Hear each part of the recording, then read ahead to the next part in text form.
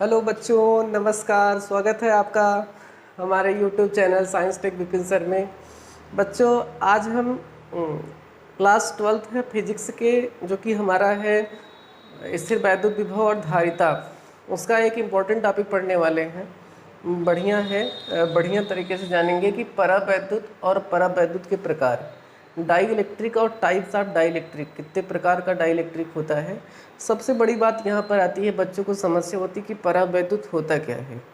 आज एकदम आसान तरीके से बताने वाले हैं कि परावैद्युत होता क्या है। अगर आज नहीं समझ में आया तो समझ लीजिए कि आप परावैद्युत नहीं जान पाएंगे। इतना आसान तरीके से आपने परावैद्युत को कभी नहीं पढ़ा होगा, ये हमारी गारंटी है। परावैद्युत होता क्या है और परावैद्युत के प्रकार, आज इसके बारे में बात करेंगे। तो स्टार्ट करते हैं आज का टॉपिक कि परावैद्युत होता क्या है। परावैद्युत को पढ़ने से पहले कुछ एक्स्ट्रा चीज़ें हम जानते हैं कि परावैद्युत होता क्या है। परावैद्युत से पहले कुछ एक्स्ट्रा टॉपिक, पहले हम जान लेते हैं कि चालक और अचालक। चालक और अचालक, वैसे चैप्टर 1 में एक अलग से हमने वीडियो इसी पर बनाया था, चालक और अचालक। फिर भी यहाँ पर ज़रूरत है उसको बताएंगे। कंडक्टर और इंसुलेटर।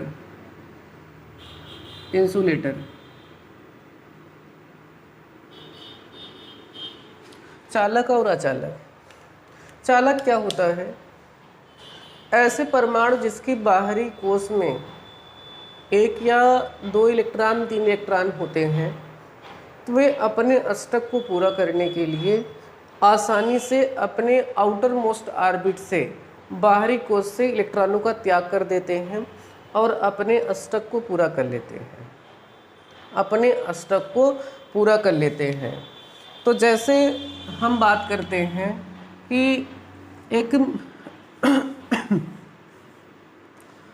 परमाणु है, मान लेते हैं कि वह मैग्नीशियम है।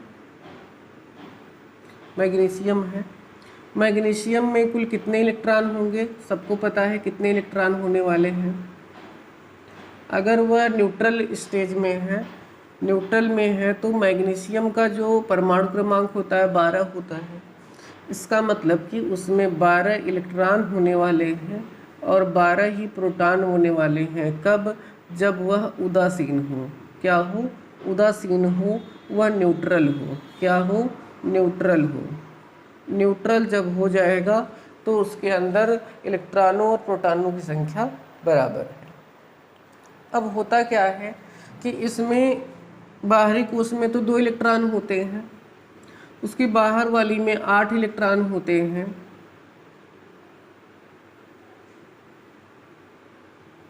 ये 8 इलेक्ट्रॉन हो गए। इसके बाद बचते हैं 2 इलेक्ट्रॉन। अब जो इलेक्ट्रॉन उसके आउटर मोस्ट ऑर्बिट में चक्कर लगा रहे हैं उनको हम बोलते हैं संबद्ध इलेक्ट्रॉन। Bounded electron. ये बाउंडेड हैं, ये जुड़े हुए हैं, अभी बाहर नहीं गए हैं। जब इलेक्ट्रॉन, अब होता क्या है, ये परमाणु ये चाहता है, मैग्नीशियम का परमाणु ये चाहता है कि अपने अष्टक को पूरा करे और अस्थायित्व को प्राप्त करे। ये चाहता है, ये चाहत है ये परमाणु की वो अपने बाहरी कोश में जमन इलेक्ट्रॉन एक्स्ट्रा बा ओका त्याग दे और आसानी से अंतिम कोश में जब इलेक्ट्रॉन निकल जाए तो अंतिम कोश ही हो जाए, बाहरी कोश में 8 इलेक्ट्रॉन हो जाए और ओकर अष्टक पूरा हो जाए। फिर इसी प्रयास में ये वाला इलेक्ट्रॉन बाहर निकल जाता है। जब इलेक्ट्रॉन कैसे बाहर निकलता है, इसको कितनी एनर्जी चाहिए होती है। यहाँ पर नाभिक होता है, नाभिक के जितने बल से यहाँ पर बंधा होता है, नाभिक से जितने फोर्स के से ये इलेक्ट्रॉन बंधा होता है, ठीक जब वह उतनी ही ऊर्जा पाता है तो यहाँ से यह इलेक्ट्रॉन अपनी कक्षा को छोड़कर बाहर चला जाता है। अब जाहिर सी बात है कि बाहरी कोश का इलेक्ट्रॉन नाभिक से दूर काफ़ी होता है, तो यहाँ से नाभिक से उसके लिए आबंध भी बहुत कम होता है, उसका फोर्स भी बहुत कम होता है नाभिक का, तो कम ही ऊर्जा लेकर वह आसानी से बाहर हो जाता है। अब बात आती है इतना ऊर्जा वो पाता कहाँ से है जो बाहर हो जाता है। तो उसके लिए भाई लोग देखा, वातावरण की जो ऊष्मीय ऊर्जा होती है, जो वातावरण में ऊष्मीय ऊर्जा होती है, जो हमें जिसके कारण हमें गर्मी फील होती है, ठीक वही ऊर्जा इसको भी गर्मी फील करा देती है। और गर्मी इतना फील हो जाती कि बाहर निकल जात हवा ले गए, समझा कि ना? ठीक है। तो जो वातावरण की ऊष्मीय ऊर्जा होती है, उस ऊष्मीय ऊर्जा के कारण ये इलेक्ट्रॉन निकल जाता है, और ये इलेक्ट्रॉन निकल जाता है तो इसको हम बोलते हैं मुक्त इलेक्ट्रॉन। मुक्त इलेक्ट्रॉन, मुक्त इलेक्ट्रॉन, फ्री इलेक्ट्रॉन। ये इलेक्ट्रॉन जाता कहाँ है? ये इलेक्ट्रॉन जाता कहाँ है? जैसे ये हमारा चालक है, एक तार है, तार है ये हमारा, बहुत जूम करके बनाया है, देखा पतला तार होता है ना, लेकिन एक बहुत कैमरा जूम कर उठावा ताकि तो सब अच्छे से दिखा है, समझा ना? तो बतावा जब इलेक्ट्रॉन त्याग दे प्लस बन जाए कि ना बन जाए? कहा बिल्कुल सर, प्लस तो बने ही के बाद जब इलेक्ट्रॉन त्याग दे बा, तो इसमें ये धनायन हो जाते हैं। धनायन क्या होते हैं? स्थिर रहते हैं, ये ज़्यादा मूव नहीं करते हैं, डांस कर सकते हैं, थोड़ा चलेगा। का भैया क्या कर सकते हैं? डांस कर सकते हैं अपने स्थान पर, इतना चले। कहा सर कैसे चले? तो बेशक चलेगा, ये अपने स्थान पर वाइब्रेट कर सकते हैं, डांस कर सकते हैं थोड़ा सा इधर उधर, बाकी अपने स्थान से मूव ना हो सकते हैं। बाकी जो इलेक्ट्रॉन निकला बा, इलेक्ट्रॉन इनके बीच में अंतराकाशी क्षेत्र में स्थित होता है। ये सभी इलेक्ट्रॉन यहीं पर ऐसे होते हैं। अब कहते हैं सर इलेक्ट्रॉन करते क्या है? मनमानी ढंग से घूमत है, जे घर द्वार छोड़ के यहाँ से बाहरे चला गुआ बा, तो उकर क्यों रोके वाला बा, रोके टोके वाला बिल्कुल ना बाटे, फिर घूमत है, जिसका जिधर मन कर रहा है उधर घूमता है। जैसे इसको हम एक्सटर्नल वोल्टेज अप्लाई करते हैं, ये पॉजिटिव, ए वाला निगेटिव, तो सभी इलेक्ट्रॉन निगेटिव से पॉजिटिव की ओर बड़े तेजी से भागने लगते हैं। चूँकि ये आवेश वाहक हैं, आवेश हैं, वो गति कर रहे हैं, इसका मतलब आवेश का फ्लो हो रहा है, चार्ज प्रवाहित हो रहे हैं, तो इसमें धारा प्रवाहित होती है। तो ये हो गया चालक की बात। चालक में मुक्त इलेक्ट्रॉन होते हैं, उसमें मुक्त इलेक्ट्रॉन के कारण विद्युत धारा प्रवाहित होती है। अब अचालक क्या होते हैं?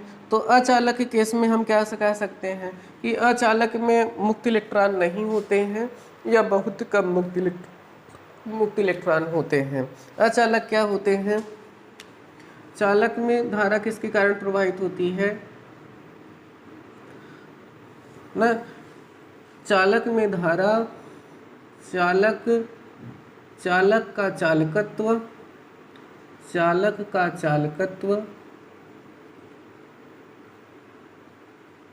चालकत्व, उसमें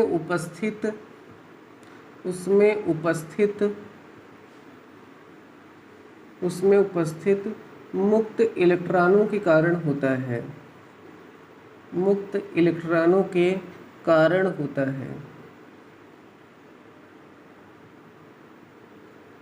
मुक्त इलेक्ट्रॉनों के कारण होता है। चालक का चालकत्व जो होता है उसमें उपस्थित मुक्त इलेक्ट्रॉनों के कारण होता है ना। तो कह सकते हैं कि जिसमें मुक्त इलेक्ट्रॉन नहीं होते हैं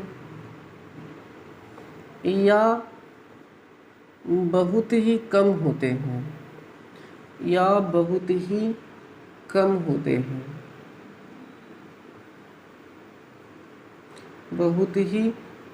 हैं, उसे क्या कहीं है? उसे अचालक कहते हैं, अब कहबो सर जी पढ़ावत है परा वैद्युत ई कुल कहाँ से बाँचे पड़ा है? कि चालक ही होते अचालक ही होते।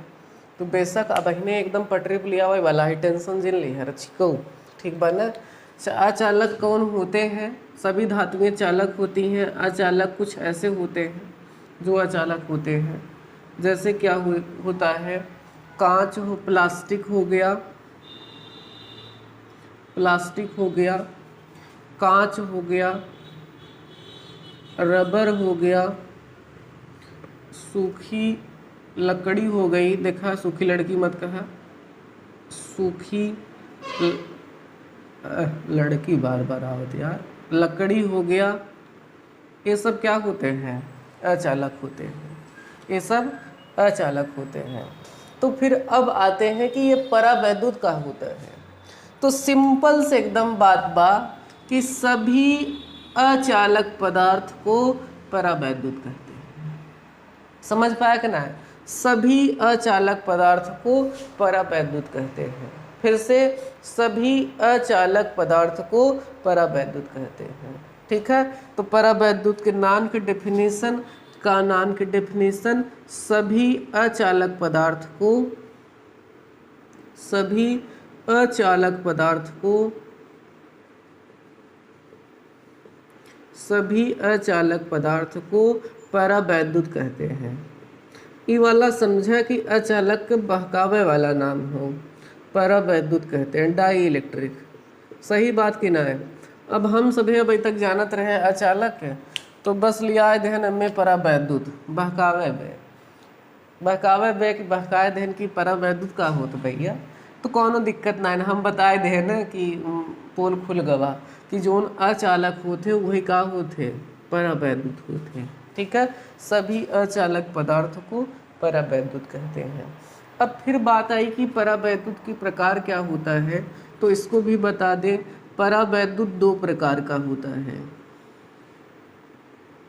परावैद्युत दो प्रकार का होता है।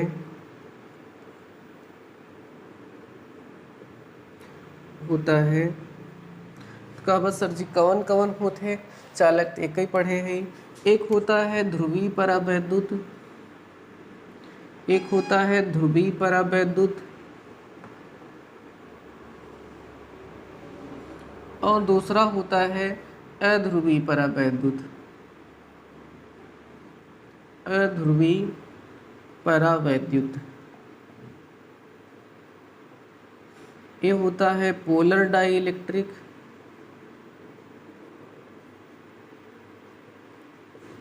और एक होता है नॉन पोलर डाई इलेक्ट्रिक।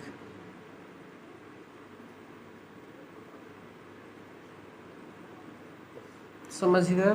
तो दो प्रकार के होते हैं। कौन कौन से होते हैं?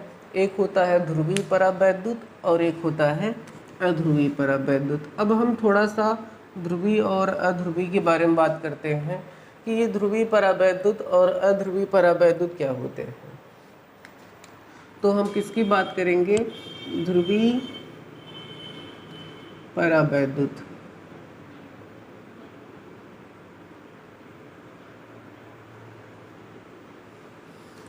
ध्रुवीय परावैद्युत। अब ध्यान दो कि ध्रुवीय परावैद्युत होता क्या है। कहते हैं कि वे सभी, देखिए जो भी परमाणु होते हैं, संभावना ये होती है कि उसमें धनायन और ऋणायन से मिलकर बने हैं।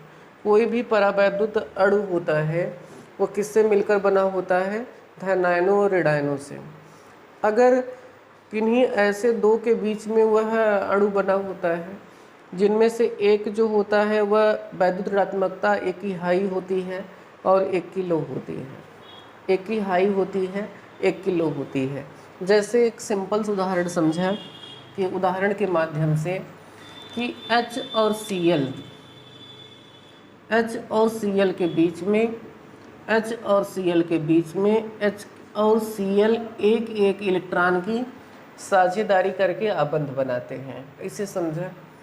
फिर H और Cl, H और Cl में इलेक्ट्रॉन की साझेदारी हो जाते हैं, आबंध बनेंगे।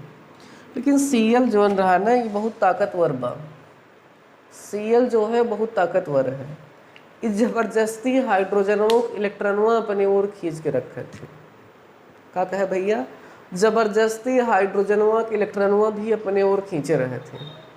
अब बतावा, अब जब Cl की ज़बरदस्ती से हाइड्रोजन वाला इलेक्ट्रॉन भी इसकी तरफ खिंच जाएगा, ये जैसे एक्चुअल में होना तो ऐसे चाहिए भाई, दोनों लोग साझेदारी करे हैं तो एकदम बीच बीच में हो चाहे, लेकिन ऐसे ना हो के होत कैसे, अब ऐसे हो जाते H और इधर Cl ज़्यादा इलेक्ट्रॉन खींच के रखेगा। जब Cl ज़्यादा इलेक्ट्रॉन खींच के रखेगा तो जाहिर सी बात है कि इधर इलेक्ट्रॉनिक घनत्व बढ़ जाए, और जब इधर इलेक्ट्रॉनिक घनत्व बढ़े तो ये आंशिक रूप से ऋणावेशित हो जाएगा, ये आंशिक रूप से धनावेशित हो जाएगा। अगर इसको हम एक अणु के माध्यम से दिखाएं तो इस प्रकार हो जाएगा, ये वाला माइनस और ये वाला प्लस। इसमें अलग अलग दो ध्रुव बन जाते हैं, तो उसको हम एक को प्लस एक को माइनस, दो अलग अलग ध्रुव बन गए, तो इसलिए ये क्या हो गया, ध्रुवीय हो गया। ठीक है, तो कुल मिला के कहने का मतलब है कि जब भी अध्रुवीय परावैद्युत हमको प्राप्त होगा तो इसमें जो भी अणु रहेगा उसमें एक तरफ इलेक्ट्रॉन का खिंचाव अधिक होगा, जिसके कारण वह इलेक्ट्रॉन जिधर खिंचाव अधिक होगा वह निगेटिव हो जाएगा और दूसरा वाला क्या हो जाएगा, पॉजिटिव हो जाएगा। तो कह सकते हैं कि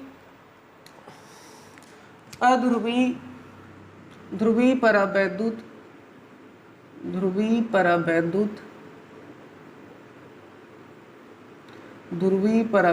वे पदार्थ होते हैं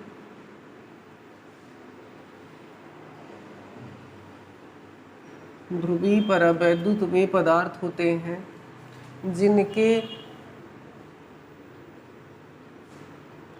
जिनके धन आयन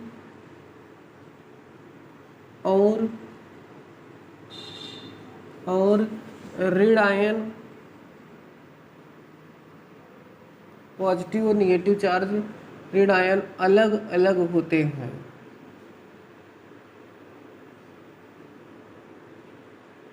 अलग अलग होते हैं, धन आयन और ऋण आयन अलग अलग होते हैं, अर्थात संपाती नहीं होते हैं, अर्थात संपाती नहीं होते हैं।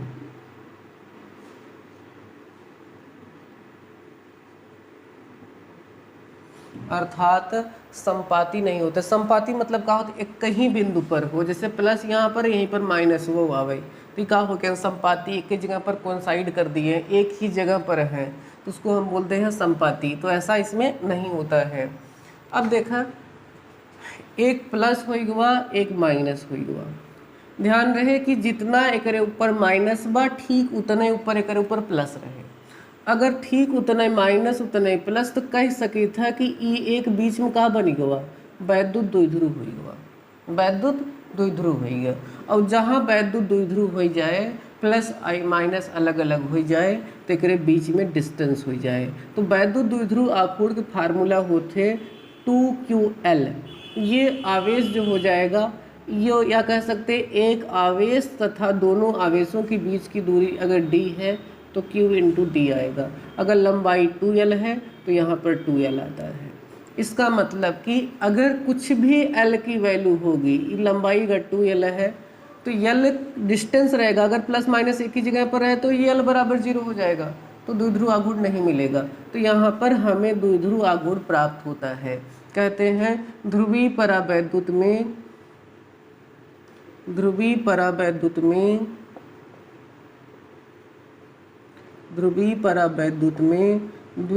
आघूर्ण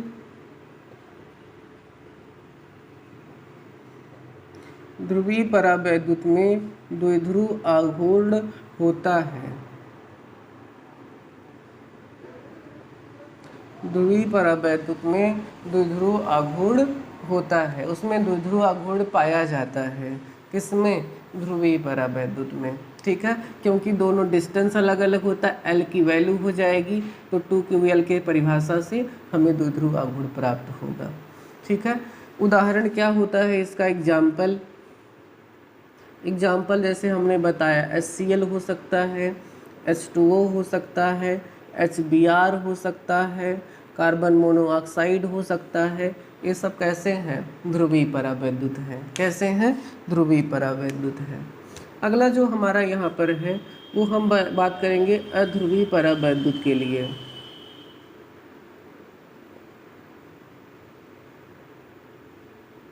कि अध्रुवीय परावैद्युत क्या होता है, अध्रुवीय परावैद्युत क्या होते हैं। अगर ध्यान रहे कि इसके जगह पर H के जगह पर या Cl की जगह पर ए भी H आया होता और Cl की जगह पर H ही आया होता, तो क्या इलेक्ट्रॉन का मूवमेंट इतना दूर पे होता? ऐसा होना चाहिए था, ऐसा होना चाहिए था और ऐसा ही रहता। अगर ऐसा ही रहता तो ना इसके ऊपर प्लस आता और ना तो इसके ऊपर माइनस आता। अगर प्लस माइनस नहीं आता तो ध्रुव नहीं बनता, और ध्रुव नहीं बनता तो अध्रुवीय हो जाता ना। तो कह सकते हैं जो यहाँ पर डेफिनेशन में लिखा है कि ध्रुवीय परावैद्युत पदार्थ होते हैं जिसके धन आयन और ऋण आयन अलग अलग अर्थात संपाती होते हैं। तो कह सकते हैं कि अध्रुवीय परावैद्युत वे पदार्थ होते हैं, अध्रुवीय परावैद्युत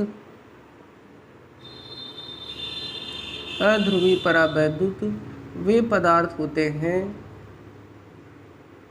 पदार्थ होते हैं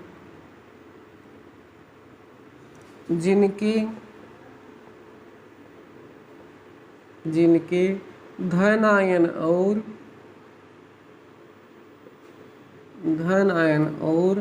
ऋण आयन संपाती होते हैं।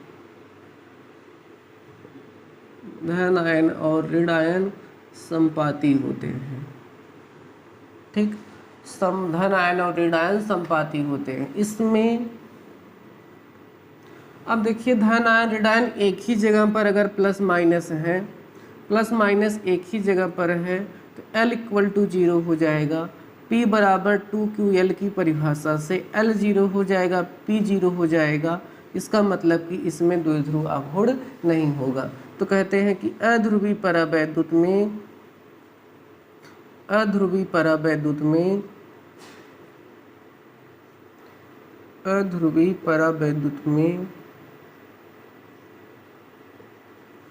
द्विध्रुव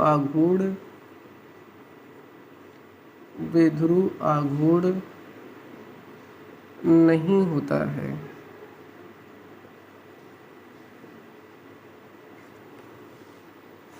द्विध्रुव आघूर्ण नहीं होता है। जैसे इसके उदाहरण में आता है, इसके उदाहरण में जैसे आता है H2O2 N2, ये सब क्या है? गैसें हैं। गैसें अधातुएं अचालक होती हैं और अचालक को ही हम क्या कहते हैं? परावैद्युत। कैसे परावैद्युत हैं? अध्रुवीय परावैद्युत हो गए।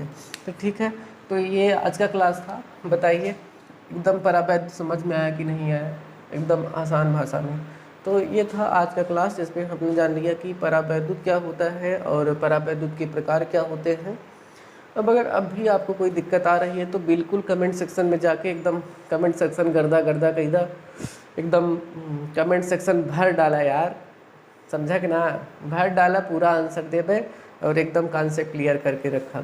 ठीक है, तो बिल्कुल जा कमेंट सेक्शन कमेंट करा। अगर समझ में ना आया तब, और समझ में आए तब वो कमेंट सेक्शन के कमेंट के बतावा कि समझ में आए गवा। ठीक है, और अगर कोनो भी दिक्कत आवत बा बेशक कमेंट सेक्शन में कमेंट करा, हम आंसर देवे।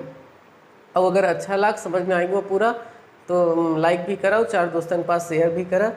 हमहू खुश रही तो हूँ खुश रहा, और हमहू मस्त से पढ़ावत रही तो मस्त से पढ़त रहा, एकदम मस्त से दोनों लोग के कॉम्बिनेशन चलत रहे। ठीक बाटे, तो ज़्यादा कहे ना पड़ी। ठीक बाटे तो ठीक है दोस्तों, तो बच्चों हम आगे चलते हैं, अब मिलेंगे नेक्स्ट क्लास में। और जो हमारा नेक्स्ट क्लास होगा वह होगा कि परावैद्युत में ध्रुवण की प्रक्रिया क्या होती है। परावैद्युत और ध्रुवण आगे टॉपिक होगा। भंजक अवस्था क्या होती है, कब परावैद्युत ऐसे होते हैं जब अचालक चालक के रूप में व्यवहार करने लगता है, इसके बारे में पूरा बात करने वाले हैं नेक्स्ट क्लास में। तब तक चाहते हैं विदा और मिलते हैं नेक्स्ट क्लास में। आभार आपका कि आपने हमारे साथ हैं और वीडियो को पूरा देख रहे हैं, आपने देखा और लाइक किया, बहुत बहुत धन्यवाद। मिलते हैं नेक्स्ट क्लास में। नमस्कार आपका और हमारा।